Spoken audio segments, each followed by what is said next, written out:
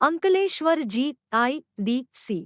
Stay વિસ્તારમાં મિલકત સંબંધી ગુનાઓ અટકાવવા સારું સૂચના આપેલ જે અનુસંધાને પોલીસ સ્ટાફના માણસો નાઇટ પેટ્રોલિંગમાં હાજર હતા તે દરમિયાન મળેલ બાતમી આધારે અંકલેશ્વર GIDC અતિક બેકરી પાસેથી એક ઇસમને ચોરીમાં ગયેલ મોકસા સાથે પકડી પાડી કાયદેસરની કાર્યવાહી હાથ ધરવામાં આવેલ છે. શોધાયેલ ગુનાની વિગત એક અંકલેશ્વર GIDC સ્ટે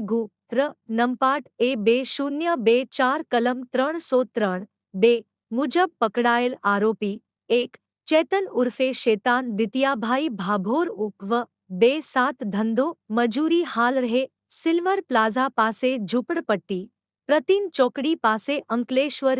ભરૂચ મૂળ રહે મોટી ખરચતા